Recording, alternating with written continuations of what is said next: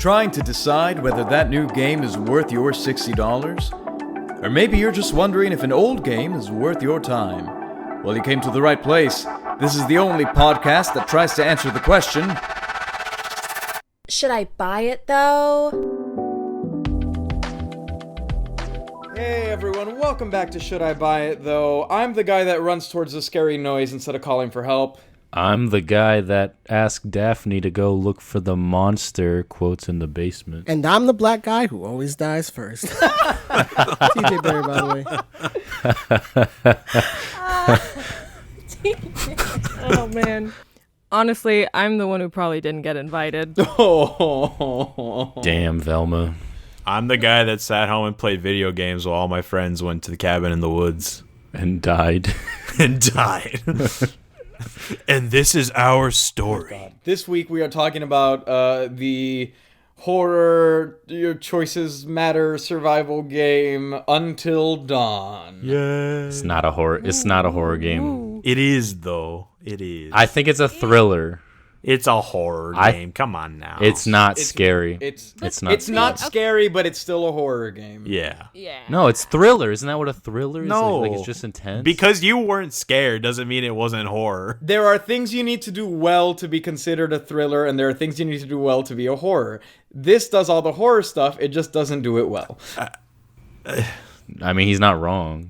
And print, maybe. Disagree. Let's continue. I played this game for the first time to completion once. Yeah, that's me. Yeah, I also played it. You might have seen on the stream, all 5 of you, 6 of you out there.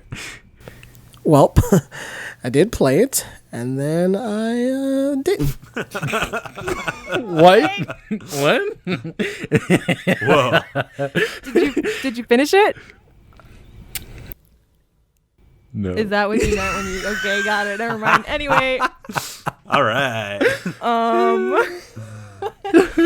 I watched Nick Benetatos stream it. Yeah. Are you all my 5 followers? That's My 4 me. followers? Got on 5 different accounts, baby. I played it when it came out, which was it 2016? 2015. That is embarrassing. It is embarrassing when you consider Witcher came out at the same time. Yeah. Well, no. We'll get there. But, okay, I played it in 2015. I was in high school. And then I watched Nick play it again the other day. And he was a lot of fun to watch. So go watch him, please. Thank you. I will agree. I've heard nothing but praise for what Nick did, which, I mean, hey, you know, if you can take bad material and make something good out of it, good on you. My ego. Delicious. But let's talk about the game. The game. Or lack thereof. All right, so we're going to jump right into story. Before we go there, I want to hit some explanations and disclaimers. So basically in this game, it's that like Telltale game-esque mechanic where really it's a lot of just like decisions that you're making. It's not necessarily a lot of hardcore gameplay. So this game lives and dies by its story, really. And you play as a group of teenagers who look like they're 30 but act like they're 6. They usually used to go on this retreat, and so they're going after a horrific incident the year before, and then scary stuff starts happening. And it follows a lot of horror movie tropes. Before we start talking about the story of this game, because it is so like horror intense, I think I just want to talk about how we feel about horror, because I think it's a genre that people have a lot of strong opinions about, and I'm gonna come out the gate with my honest opinion. I don't like horror. I think most of the time it's pretty trash because they go for cheap scares as opposed to having a story that you actually care about. The horror movies that I do enjoy are things like Get Out and stuff like that really put like the story first and foremost, and like the scary stuff comes out of you like caring for the characters and their danger, and less about like, oh, a loud noise just tried to scare me, because I don't get any enjoyment out of that personally. I get that other people do. Not my cup of tea. It's really rather boring to me. So with that said, I want to assure everyone I did my damn best to give this game a fair shot. I did everything I could, and I came in with an open mind. I was like vaguely excited to try it, hoping that it would turn my opinions around, because a couple of friends of mine who are fans of the game had told me that it was one of their favorite games, actually. So I was hoping that it would change my mind. But that's where I stand. How does everyone else feel about horror? Do we like it? Do we? Well, I wonder what John thinks of the game. I'm like a casual horror fan. I wouldn't say like it's my favorite genre by any means, but like I'm kind of in the same boat as you. Like the cookie cutter jump scares to get that moment of adrenaline and then it all goes away. Like I hate that stuff. It's so overdone. I like horror movies that it delivers a unique experience, like with Get Out or even A Quiet Place. I'd say does some new things with the horror genre. Things like that I enjoy. Agreed. Yeah, but That is the one thing we'll agree on this whole episode. yeah, probably. But to preface this, one knock towards the game we'll go into later, I much more appreciate horror pieces of fiction that kind of deliver a realistic horror experience that makes you tense because you feel like something could happen versus the whole monster movie Walking Dead bullshit. Like that just doesn't do it for me. Well, whoa, hey now, like that's you just saying like that's not possible. Like that's I think there's nothing wrong with monsters, but you have to pull them off right, and just. I think hey, look, Yeah. monsters can be very real. I mean, again, like Quiet Place did something new with that sort of thing, but overall, I guess I just don't get scared by that kind of thing. I agree, but then this is the place where a snooty McSnootface like Benetatos will come in and say that's not horror, that's thriller. Which, to be fair, I do think movies like Get Out and A Quiet Place would probably be more thriller than horror. But I don't think that this game, just because it's not scary, is not trying to be horror. It is very much trying to be horror. Right. Down to like stealing stereotypic like story beats. Yeah, it sucks at that. I'm agree with John that a lot of horror out there is crap, garbage. However, I still enjoy it if it's so bad that it's fun or funny. Like I end up like laughing how bad it is. So I actually do really like horror, but I only like it when it's like done really well or if it's so bad that it's funny. Sure. I never have been scared by a movie per se, but like a game is like one of the best mediums I think for horror, and done right, it is amazing. And I am one of those people who wants the rush from being scared, and I do enjoy being scared from a game if it can do it. A game is freaking perfect because you are the person. You live it. You don't watch someone else do it. Like you live it, and if you're connected enough to the characters, like you will fear for your life. Because like me, we've talked about it in other games. Like I get so immersed in games sometimes that like I hurt myself from how much tension I carry. And not to, right. I mean, I feel like it's kind of obvious already, but this game, like I felt like a dead-eyed shark swimming through water the entire time. Yeah. Okay, so the thing about what this game does differently for horror is like, yeah, all the horror movie tropes, like it doesn't do any of that stuff different, but what makes this experience like what it's supposed to make it scary because you actually are choosing the fate of the characters. You know what I mean? It's not like other horror games where it's like a linear experience where you got to shoot a monster or shoot whatever. You're actually making a decision. Like the life of the characters are in your hands, and that's what I think makes the game scary, not necessarily what you're seeing or watching. That is such an amazing, beautiful concept, and I think that is absolutely revolutionary and groundbreaking. Except every single character in this game is unlikable trash. That's a cool concept, but if they did it kind of like a scary movie and they made it funny, it would have been amazing. Well, it can be funny for the wrong reason. We'll get into it in a second, but like we said, like this game lives or dies on its story because it's like one of those decision-based games. And the problem is, I'm telling you, from like the very beginning of the game, before I had reason to hate it, before I had any thoughts on the game, I hated the characters that I was immediately presented with, and it just went downhill from there. But Amanda, please give us your thoughts on horror before we proceed. About horror? Ever since I was a wee lass, I Back in the hated. days of yore. I I hated horror. Wow, I hated horrors. I hated that horror. Oh man. That I dirty hated horror. horror. I was introduced to it because of my sister. I just so happened to like walk into the living room and she had one of the Chucky movies on. And for me, as a child, I just, I had dolls. And so when I see a doll murdering other people and, it kind of threw me for a loop. I was like, whoa, I didn't know that was a thing that happened. So since then, I was always really, really, one, scared of dolls, still scared of dolls, but I hated horror. I hated it, and I would never give it a shot unless I was watching it with a group of friends who would help make the experience more enjoyable, even though, like, I was laughing, but I was also still kind of scared. Like, I'm like, ha ha ha, super funny, but, like, we can all totally, like, still die tonight. Ha ha, like, whatever. But I will say that for, like, the past year or so, I have been slowly trying to get into horror and thrillers, and I will say that one of the best examples I think of a thriller is Midsummer. Now, I'm like, we're not here to review movies or anything like that, but like just to have these examples helps me understand where we all kind of are when we're talking about what a horror film is and what a thriller film is. Yeah. Sure. And that's really just for me to like, because again, we clearly have different ideas, considering Benetatos thinks the game is more of a thriller, whereas you guys think it's more horror. And it is categorized as a horror, but it doesn't do a good job at it. Sure, it doesn't do a good job at it, but it still is categorized as horror.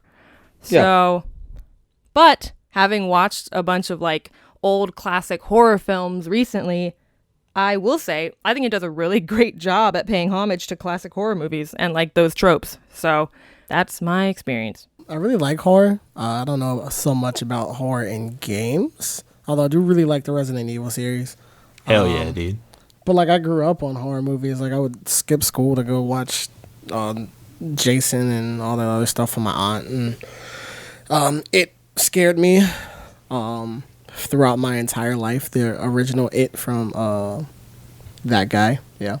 But yeah, I like horror. Just I don't know so much about games. The thing for me is that I think games are, if you like horror and you like being scared, games are the perfect medium to do that in.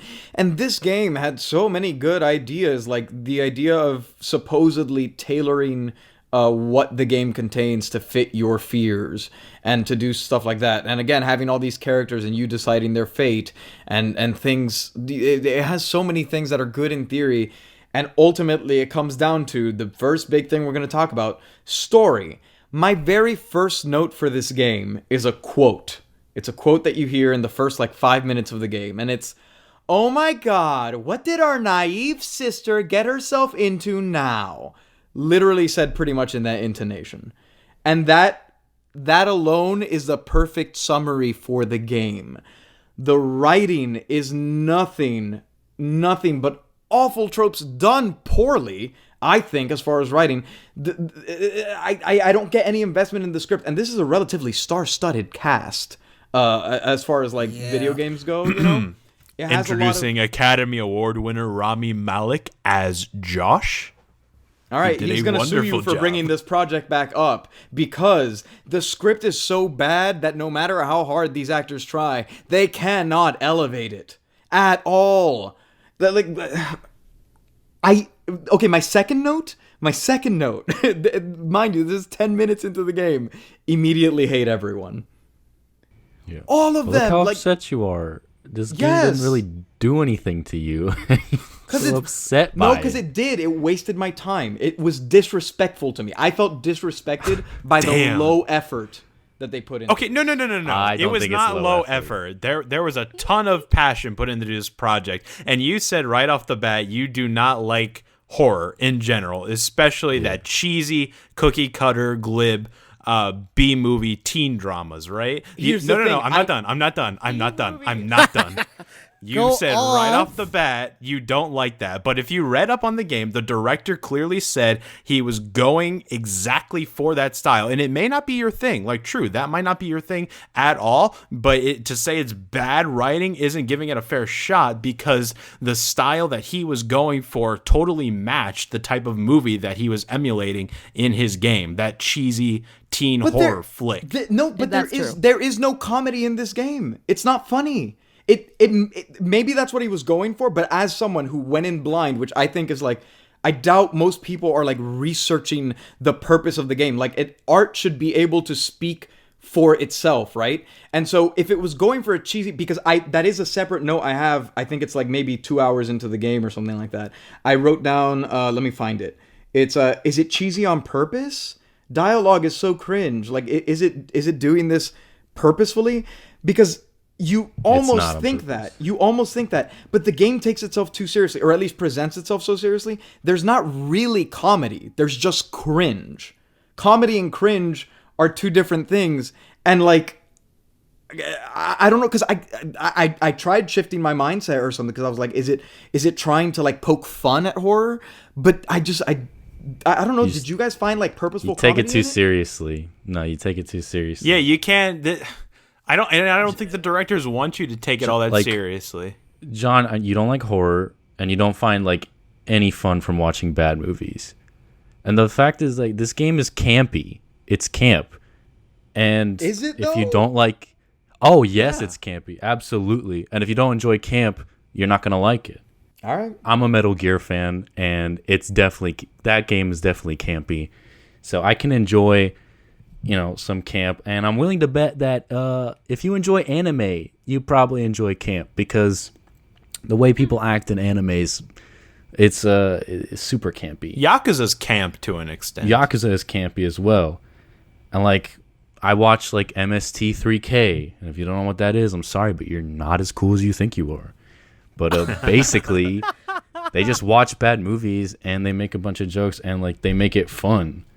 And if you enjoy camp, like, it's like you are enjoying the artificiality of art. It's camp is like, it's innocent. They're not trying.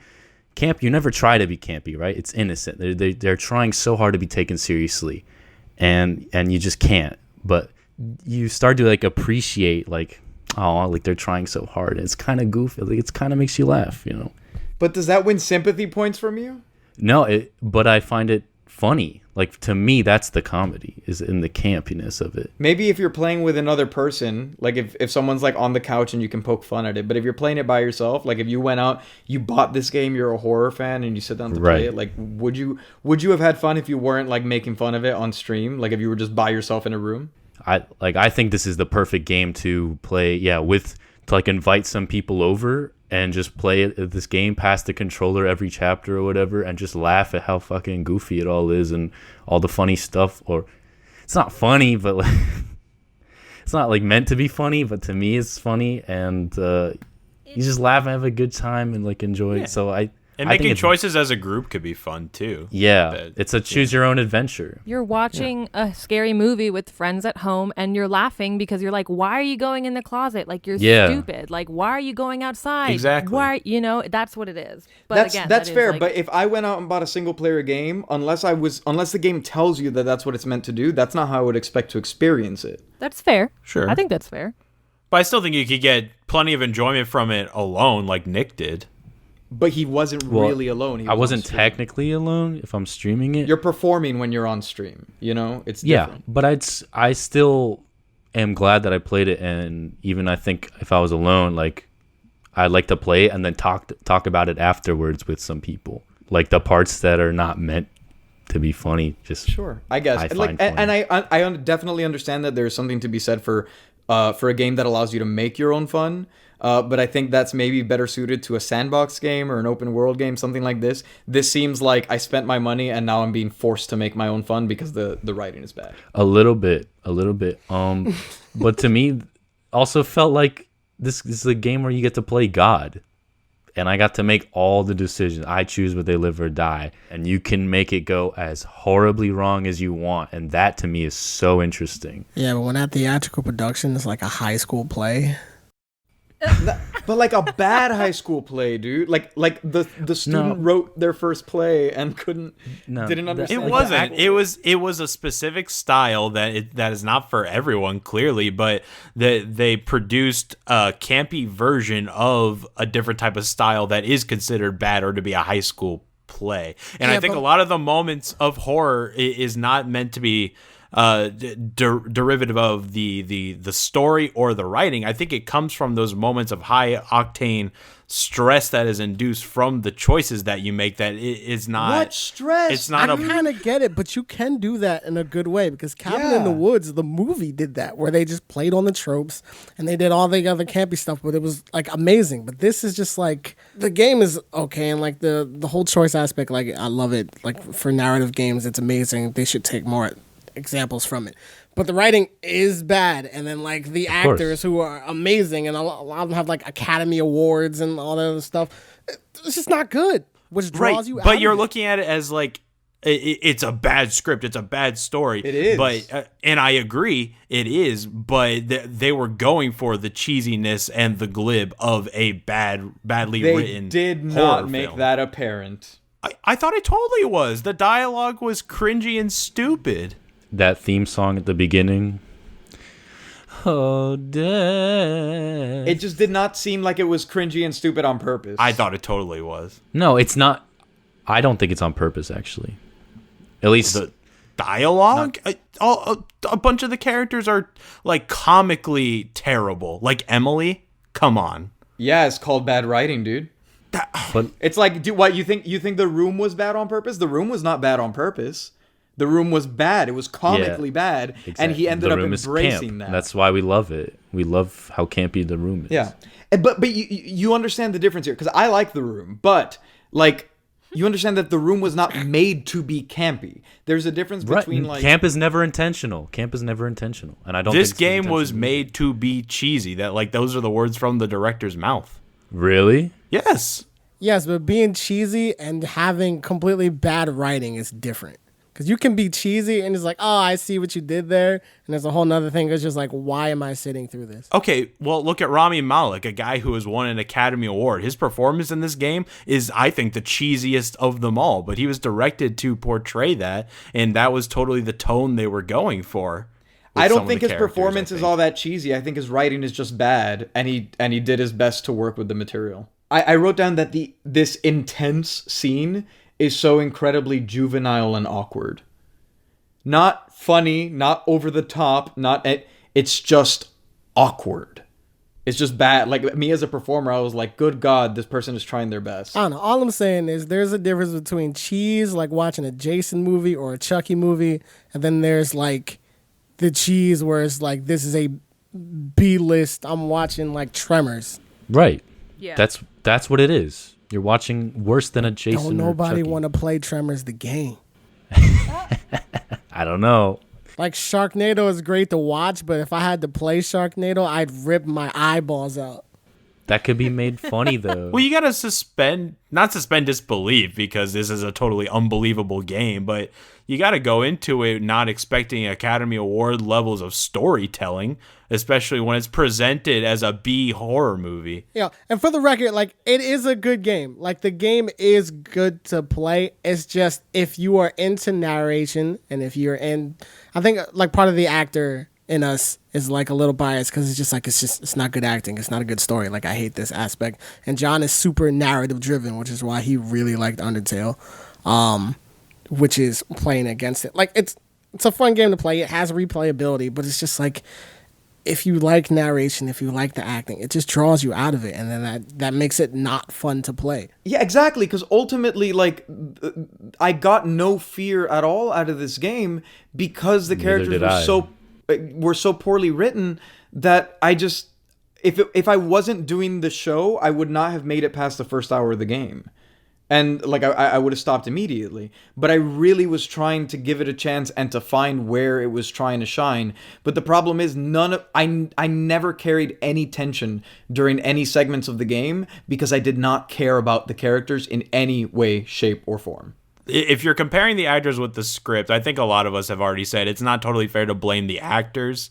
If the style they were going for, whether it is just a bad script or if they were genuinely going for cheesy horror film, I thought the actors kind of grabbed that and went away with it and did that very well. Whether that's your cup of tea or not, whatever. But like, I thought they like embraced the camp super well. As much as we all hate Emily and think it's ridiculous, I thought she was ridiculous. She makes me hate her. Yeah. Yeah. I feel like it was a bunch of good actors who recognized how bad the script was, and they had a laugh about it, and then they were like, "I'm gonna make this as bad as possible because this is." We've all been there. We've been in a situation where you get a really, really terrible script and you do your best to make it good, and that's whether you have to take it really, really seriously and sincerely, or whether you have to kind of poke fun at it in its own way. Like, there are ways to kind of save it, and I think that the actors were trying to save the script.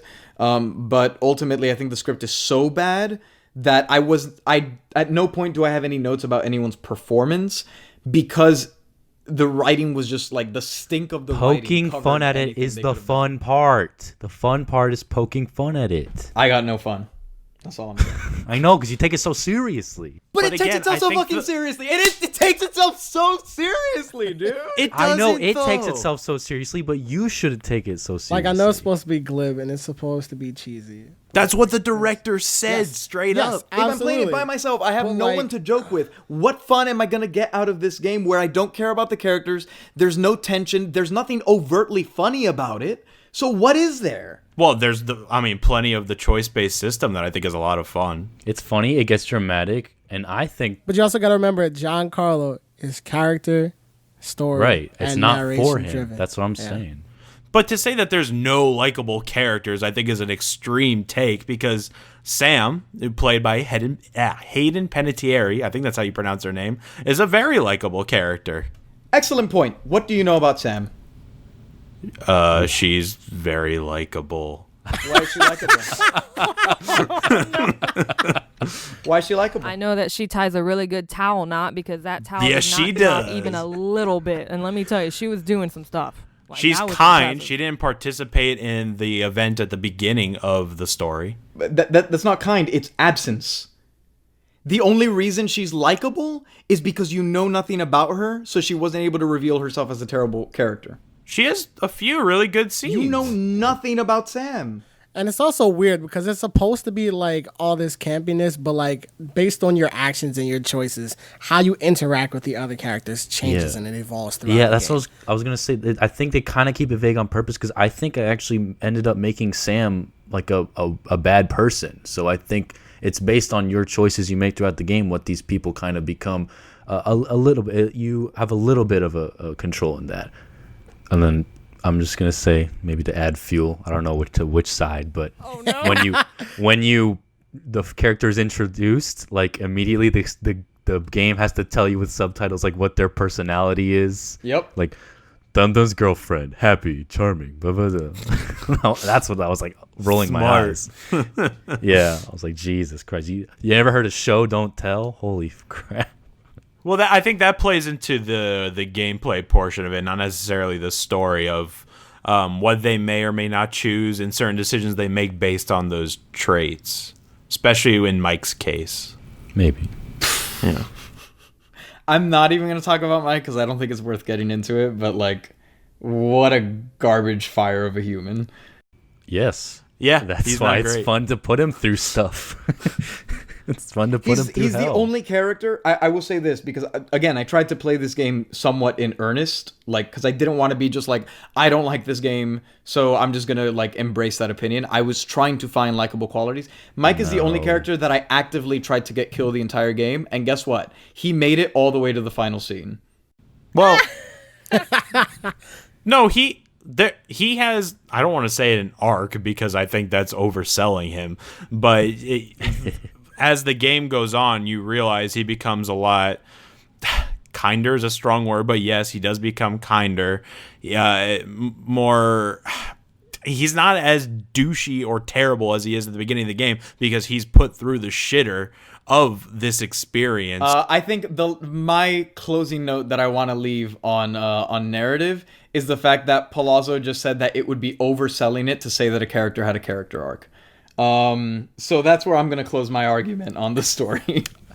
I think you're a go ahead, little Nick. BSing us, though, with saying you gave the game a fair shot when you texted us every hour at every little thing that pissed you off. True.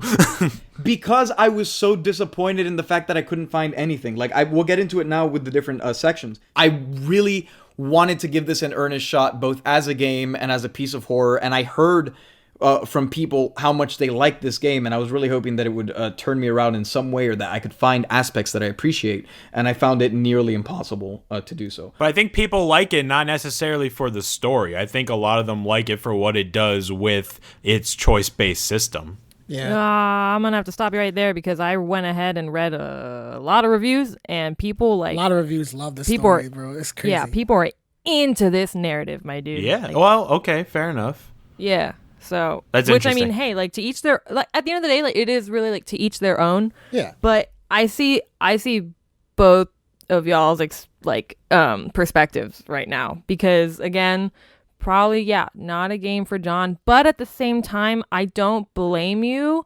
because when I first heard that you guys were going to be playing Until Dawn, I was like, "Oh, that's like a horror game. That's okay, cool." And I wanted to play it because I don't really do horror, but I had an expectation of it going in, and to be honest, Palazzo, I did not think it was going to be the cheesiness. Like It didn't never expect gives that away.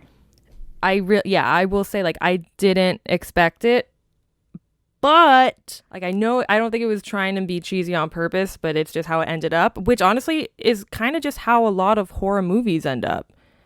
You know what I mean? Yes, but I would agree with you had the director not said, we wrote this explicitly trying to make it a cheesy horror movie. To be fair, too, like a lot of times if I drop something that was really bad and then people just like, oh, this is awful. It's like, nah, I meant to do that. So that could also Exactly. Yeah. be a thing. Not necessarily that he actually meant that, but he was just like, no. Like the reason it's so bad is because we wanted it to be bad, right? Yeah. Yeah. And even then, his statement to me does not matter because we're judging the art and not the artist. I think the artist plays a huge part with the art because that's like their brainchild. But yeah, the artist creates it, but what they state, if it's not apparent in the art itself, then does it really matter? Does it exist? Impact is always more important than intention. Exactly. Sure, but I mean, we've all been saying in circles now that it is very cheesy and bad horror film. So it was apparent to us. We don't have that context of whether it's intentional or not. Well, no, my thing isn't that it was cheesy. It was just the fact that it was bad and cheesy. Because you can do cheesy and still have fun and be like, oh man, this is great. And then there's just like I'm not having fun. Okay, I mean, Straight up, bro, I'm just not having a good time.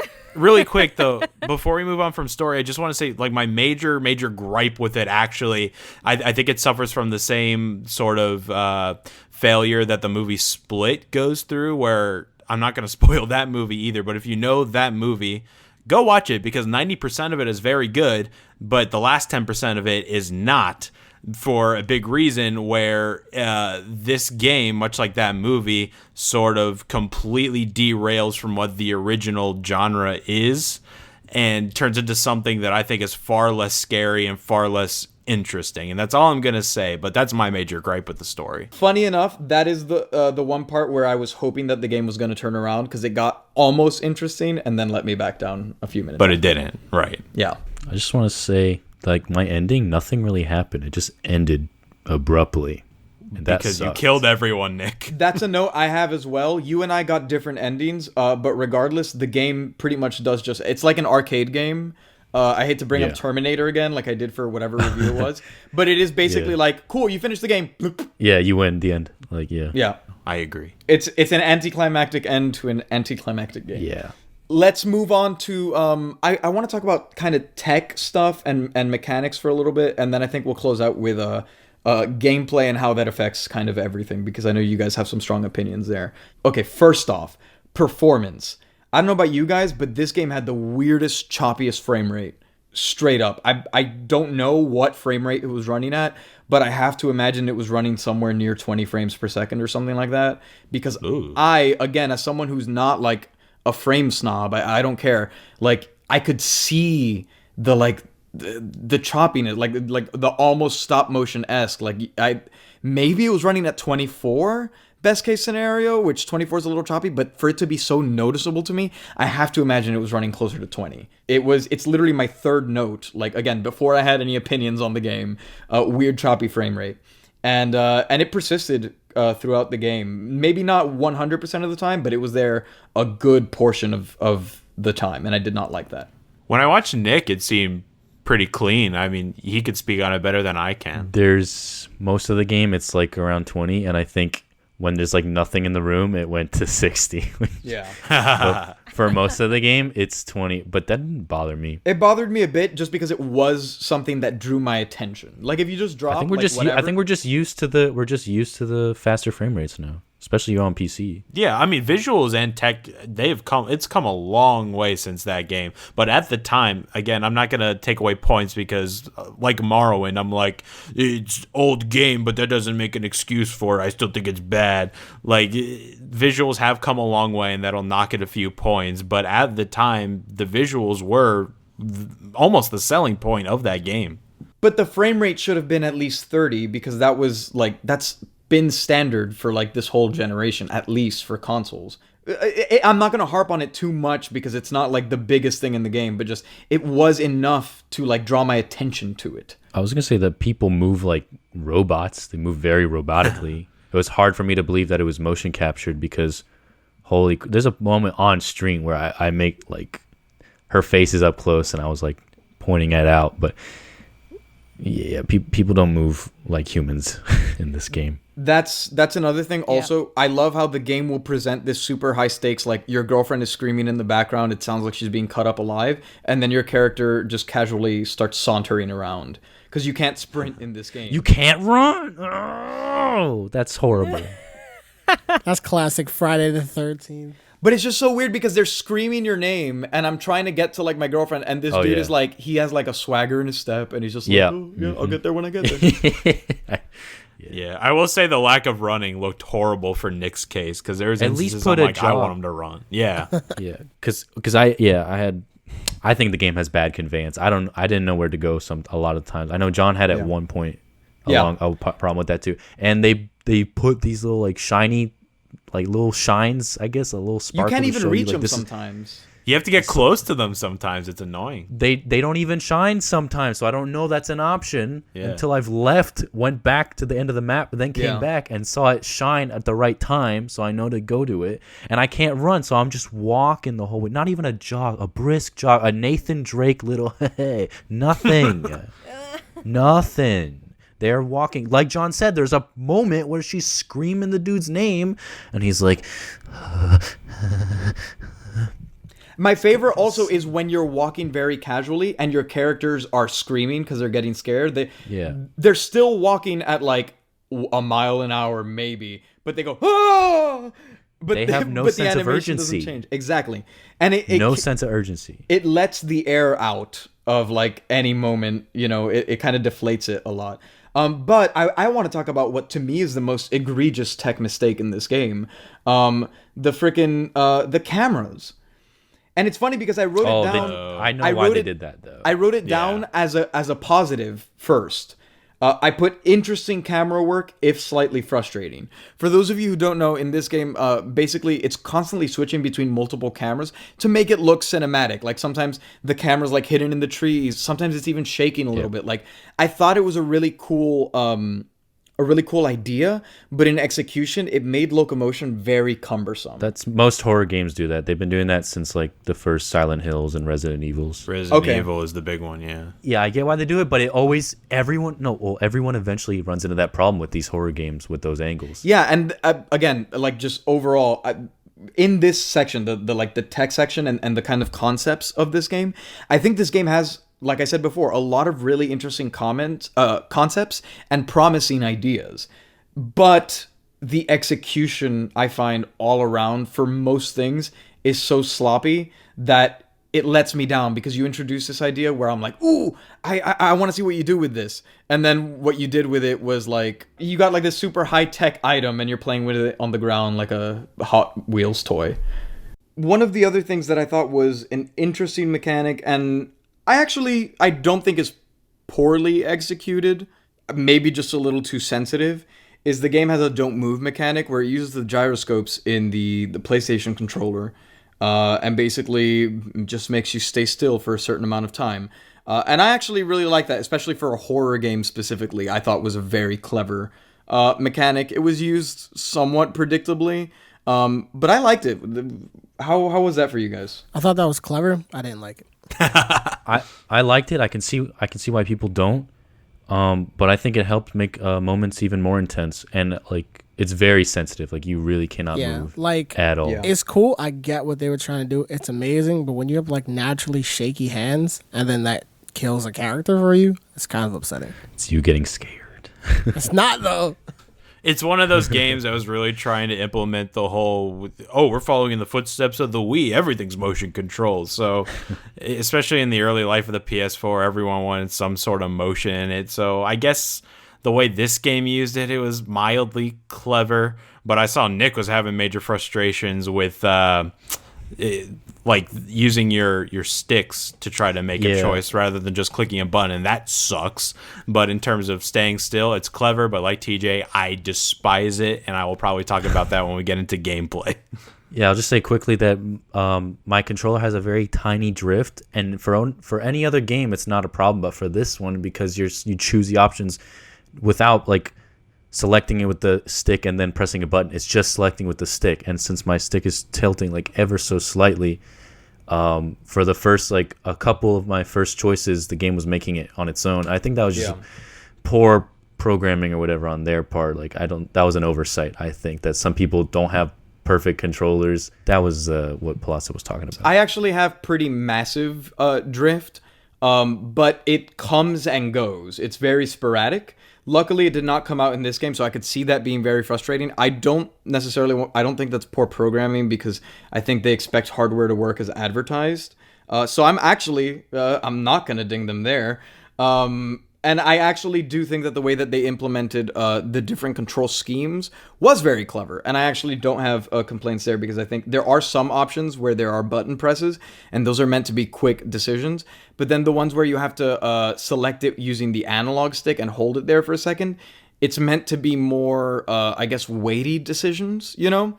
And so kind of holding it there makes you have that like moment. Like I remember when I was playing the end of Ghost of Tsushima, there is a big decision that you have to make.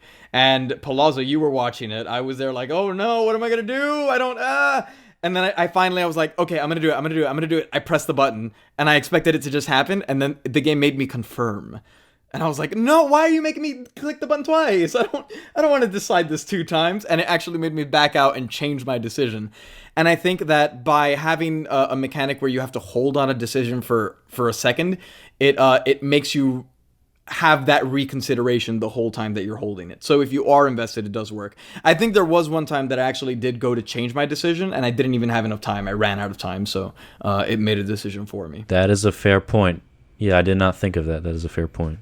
The autosave feature actually handles that concept pretty well, because I don't know if you noticed, the game autosaves very frequently, and that's to sort of, solidify your decisions. Everything you choose, you can't go back and redo it. Like, this is your one chance at doing that. So I think that's a pretty clever mechanic, forcing an autosave every other second, I like being forced to play through the mistakes. It's a self-imposed challenge, right? Like in a Metal Gear, I want the perfect run, so if I fuck up, I purposely kill myself, right? Even though the fun is getting out, like the weird tactics you do to get out of these dangerous situations.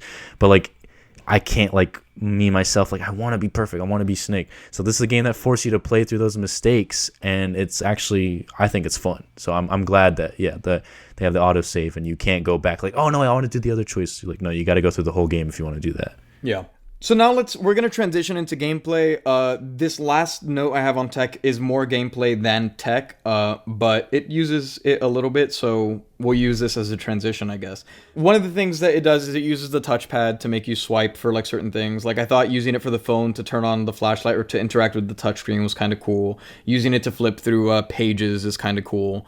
And so now getting into the gameplay section, the one part of the gameplay that actually intrigued me, that had me almost invested, was those, like I said, those therapy-esque sessions. And there's a lot of like quick, like, I'm gonna show you 2 images and you pick this, like, and using the touchpad, like you swipe to the one that, whatever the question at the moment is. And I thought that was a really interesting mechanic, again, because I found myself answering very honestly. And so it turned out like at one point it was actually making you reveal what you are most afraid of by trying to get you to like be honest and quick. And so then it tuned the game to those fears. For me, like the items that ended up being were like roaches, needles, and clowns, which honestly I'm not like terrified of any of them, but they were like, I guess, the scariest of the options. So it didn't really like change my experience, but I'm sure, I don't know, maybe if you were deathly afraid of those, it would have made a big difference. But what do you guys think about those? Yeah, like the therapy sessions. Did that intrigue you? Your little visits to Dr. Hill? Cool idea. I love the guy. Like I don't think it's a good acting, but it grew on me, I guess. Yeah. I don't know. So I really liked him, and it's a good concept, interesting concept. I don't think executed well. I wasn't scared at all throughout this whole game. So I think the concept found in the therapy sessions, in more ways than one, it kind of carried over into the main game, and I kind of liked seeing those parallels. Well, it does, and he comments on your decisions, and I thought that was really cool. It just sucks that it's in the middle of such a garbage game, because like at one point I think he's asking you like what you value in I think friendship or something like that. And for me, the questions ended up on loyalty. And so he was like, very interesting. We run out of time and you leave. And then I play the game for a second, then I come back and he goes, you're not being very loyal to your friends, are you? And I was like, that's a funny call out. I wish I cared about what was happening for like your call out to have an emotional or just a reaction on me. But at most I just laughed at his performance, I guess. So like I think of the game as like I'm playing God, right? And I literally at one point he goes, "Who are you to play God?" And I'm like, well, it's my game, I bought it. So but I thought that was cool. So yeah, he can still comment on you, and if you're thinking like detached from these characters. Yeah, he has the quote that for me summarizes how I felt about the game. And at one point he goes, "This game you're playing, it's not good for you. It's not good for anyone." Yikes. Yikes. I felt seen. That to me was an Undertale fourth wall break. That was a fourth wall. That is funny. I like the butterfly effect mechanic. I think it was a little shoved in your face in the beginning. A little? It was a lot shoved in your face, but how it was implemented overall, like it's not new, but it does something clever with that tried and true David Cage formula of the branching paths, and something you pick now affects you 5 chapters later. I've always liked that sort of thing, and this game did a few new things with that concept, so I'll give it points for that, I guess. I have a note that from early on that says butterfly concept is cool, and very early on, before I realized that the game was bad, I had a note that said, I'm intrigued to see what the other paths would have been, in that I was wondering at the moment, I was like, do the choices actually matter? Like, because you never really know with the game, and I was like, there's something that happens very, very early on in the game, in the sort of the introduction, and I was like, I don't know that there could have been an alternate ending to this, and so that got me a little curious, but then, again, because of all the other factors that we've talked about before, by the end of the game, I was like, there's no chance I ever restart a new game. Right. Cool concept, poor execution, because your game made me so badly not want to play it that I will never go to investigate those things. And the answer is yes and no to does it really affect anything? In a way, Yeah, because there's a potential you're not going to see entire scenes, but also the game is streamlined in a way to where you will always see a set of scenes as long as you're not incompetent. And I think a game like Detroit Become Human does that butterfly effect concept better without saying it's a butterfly effect, with the infinite branching paths and there's always a different ending every time you play. Except, the story of that game is very, very garbage too. But I like the cleverness of these different choice-based systems that other games have taken from this and made better, I think. Okay, the other concept that I thought was interesting, and I think it's very funny. This is one of my last notes for the game, and I thought it was funny that, obviously, feeling the way I feel about the game, one of my last notes is don't move and do nothing are interesting concepts. But yeah, we talked about the don't move mechanic, and then also the game kind of tells you it's like sometimes doing nothing is the best choice. And there were a lot of times where, I just did nothing. And I thought that it was It was vaguely interesting as a gameplay concept for them to like have, two options in front of you and to see if you remember that, wait, there is a third option, just do nothing. Because you can do that in life. And that's one of, I will say, of the interesting concepts. I think it's the only one that's maybe executed well in a way where I don't have any apparent complaints with it. Honestly, I feel the exact opposite way. But this right here that I'm going to talk about is my main problem with the game. Please and I bring think it up. Yeah. it is a huge problem. And I'll be honest, the first time I played this game, I was fully on board. Like, I thought it was cool. I liked the horror elements. The characters, for the most part, I did enjoy. This game did interesting things for me until you realize when you beat the game and none of your choices actually mattered. For a game that totes your choices matter, there's a butterfly effect, your characters could die at any moment. At the end of the day, it all comes down to how good you are at QuickTime events. There is a slew of QuickTime events in the game, and at the very end, you have to stay perfectly still to survive. None of your choices matter. If you fuck up that moment, you could still die no matter what you do, and that pisses me off. It happens like twice. It happens like a bunch of times, not just with staying still, but with the QuickTime events. None of your choices matter because you can mess up a QuickTime event and die anyway. It is so stupid. I think what I'm hearing is that you have to get good. No. Yeah, but like The it's a thing is, like, QTE. there are QuickTime, like, if you play Resident Evil 4, there's QuickTime in it where it's just fun. But, like, that has, like, literal split second, like, it pops up really fast. And then if you didn't click it or if you, like, sneezed or something, you're dead. When you have to make choices and then it really results in gameplay for you to survive, it's just like, I don't know how I feel about that. With the way that the game has been set up and presented itself, I almost liked that. Oh, I screwed that up. He died. I guess that's true to life. That's it. It's maybe horrifying if you got a character killed because you didn't move. I can see how it's garbage, but again, from my experience, where I didn't care about the characters, it was the one moment where I was like, oh wow, okay. It at least got a reaction out of me. But I can see how you think that's garbage, and I do think it's not necessarily, especially the QuickTime events like the button presses. I think it's boring gameplay. I didn't find it too difficult, and I didn't find it too frustrating. But I think it's boring. Well, yeah, especially when the game has other moments that I feel very like high stress, because it's literally you have a certain amount of time to choose between one character or the other, and it's a moral gray area of there is no right answer here, right? And the moments like that, I'm like, wow, this game's brilliant. I've never kind of felt that way before until everything boils down to just a stupid QuickTime event. I'm like, great, so none of that actually mattered. All my mental strain just kind of goes out the window. Kind of like life, If you fail the QuickTime event, you're dead. You're dead. I mean, you're going to die anyway, so it doesn't really matter what you do, We all gotta die sometime. You didn't press square and you didn't accidentally bump into the modeling agency guy that gets you the $1 million modeling job because you couldn't tie your shoe fast enough. You're That's right. life, You're man. right. That's life, my dudes. My very last thing on gameplay, and it's not even a note on a specific mechanic, but it's overall, it's something that I realized relatively late in the game, was that to me, this is a museum, not a game. You get to walk around the world and look at what's going on, but like you're not really playing a game. And It's a I sandbox. Is it a sandbox? I don't think it's. I wouldn't call I it a choose who sandbox. dies and who lives. I wouldn't call I it a choose who sandbox. dies and who lives. But that's sort of the story-based genre of choosing things. You're not really playing a game, to be fair. The only game like that I think actually lets you play a game is Detroit Become Human. I agree, and I think there are times when that's super appropriate and it's really interesting.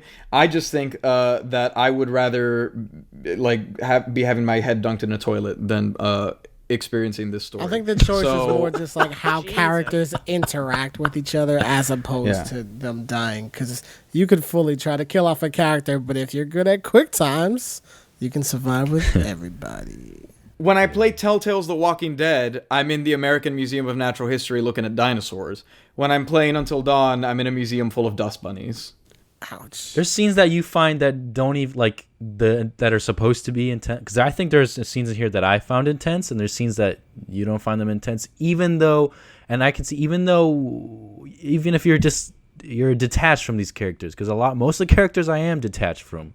But I will say there was some I liked, and even one that I didn't like at first ended up liking later. These moments, I still think they're interesting and very dark. And even seeing a complete stranger have these completely dark things happen to them can still affect you, I think. Because you're picking those choices too, right? Like, Yeah. you are affecting those characters, essentially. Yeah.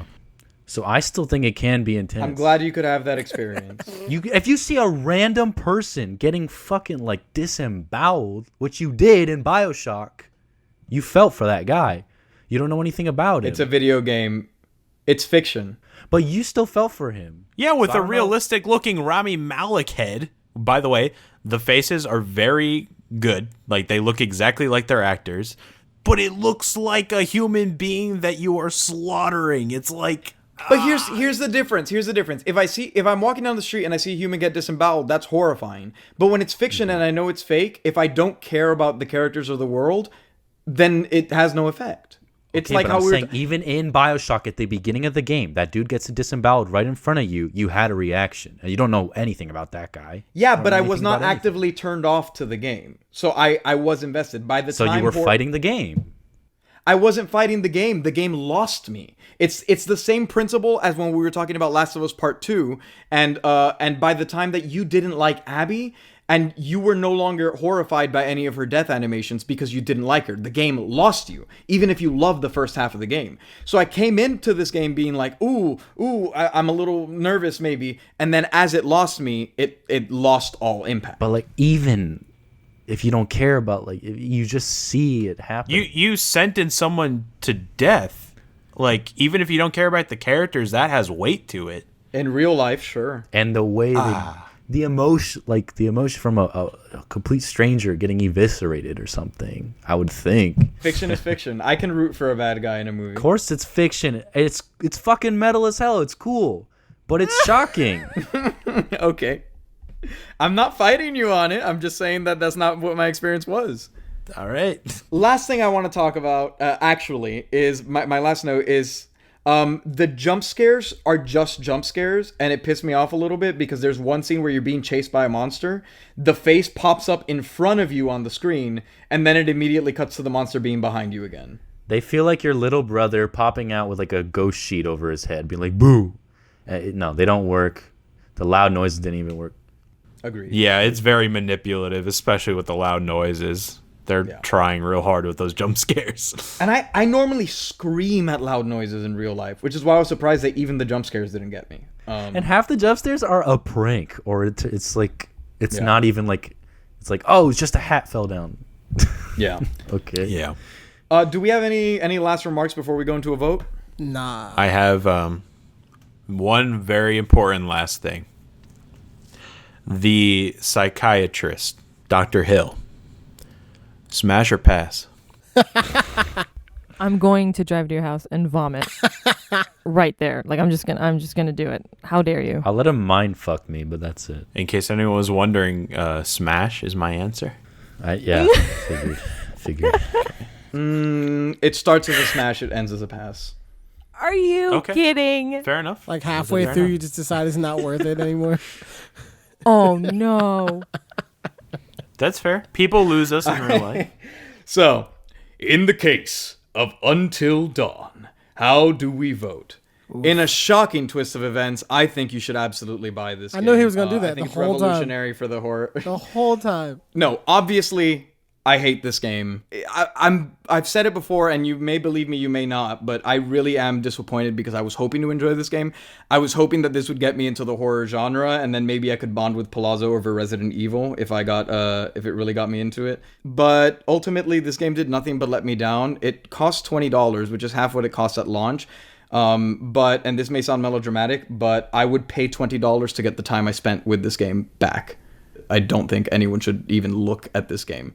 Go play Telltale's The Walking Dead, go play Resident Evil, go do something else. I don't think this is it, Chief. So just to confirm, that's a do not buy. From Yeah, yep, that is a should not buy it though. Got it. Just clarifying, just making sure. Yeah, just threw me for a For the record, little loop there. just needs to be stated. I enjoyed the game. I'm glad I played it. I had a lot of fun. Thank you so much, Synovia Ash, for having this suggestion. Oh yes, thank you. Thank you so much. Yeah, thank you. Sorry, we're shitting on your game, but thank you. This is the perfect game to play with friends at home and like sit around the couch like in the same house, because we don't have co-op games anymore because now the industry wants everyone to buy their own console and blah blah blah. But this is not a good game. It's not a game you must buy. All right, so like I'm starting to see why people don't like ratings, because like I say that you don't need to buy it and people think I automatically hate it. No, I liked the game. It's not a good game. Like the writing is horrible, and there are interesting concepts in it. I'm glad I played it. I enjoyed it.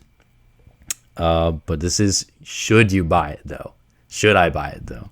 And you should not buy it.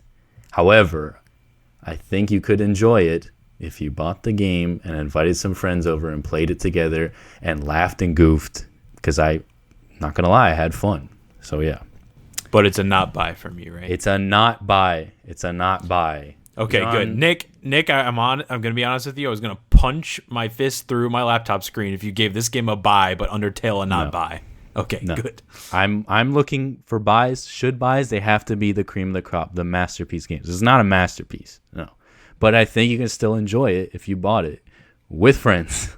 I'm sure I enjoyed it in a way it's not intended to, but I still enjoyed it, and that's a fact. That's fair. Okay. Well, considering that I got to play it on PS Now, which is $60 for the year, so I roughly spent 16 cents on the game. It was fun to play, if not a bit frustrating. But I'm going to have to give it a do not buy. Because I would be mad if I pulled a John Carlo route, spent $20 on a game that I'm never going to play again. It wasn't as bad for me because PS Now, I could just be like, all right, now I'm going to play something else for the rest of the year. So, yeah. Yeah, you didn't even finish it, right? Nah, dude. I literally played it for a couple hours, and like it was like watching badly dubbed anime, and I love anime. I was just like, I can't do it. I was like, I can't do it. So don't buy that shit. This game is not nearly as bad as John is making it out to be. There is fun to be had here. There is. The visuals, they're pretty good. If you want to see Rami Malek in your game, that's pretty cool, right? If you like Jordan Fisher, Rami Malek. Yeah, Jordan Fisher, Hayden Panettiere, great actress, It's a sexy cast. good actress. If you like B horror movies, it does like a decent job portraying that. But in terms of it being a choice-based game, there are fundamental problems here. And I think you would have a better time playing either a Telltale game or a David Cage game. So you could watch this. You could watch Nick play the stream. I do not think you need to buy it at all. There are problems. Do not buy. No, Peanut Gallery, what you got? No, it's a not buy. Don't buy the game. Just don't. Look, I think there's no point in spending your money on the game, especially when you can just watch other people have a really good time with it. I think the fact that what Benetato said, that you can buy the game and like play it with your friends and have a good time with it, but you don't buy this game with that in mind. You don't buy most games with that in mind. I don't think. You can play better games with your friends. And you can play better games with your friends. You could play Fall Guys with your friends. Oh my gosh. You could play Anyway. Mario Party. Oh my Mario gosh. Party, Mario Kart, Smash, PlayStation All Stars. PlayStation All Stars. Yo, this episode is so overtime already. Please I mean, we already had Do Not Buy, so let Amanda finish her I'm sentence. sorry, Amanda. I love It doesn't matter. We're done. Don't buy the game. God. In the case of Until Dawn, it's a don't buy. I did it. I did did it. it. Congratulations. In the case of Until Dawn, you can just wait till dusk. I like that. Damn. Yeah. That's Nice. some straight poetry. I couldn't find the sun, Thank you so For a much for long time. listening. We are. but then it dawned on me. And with that, thank you all so much for listening to the show.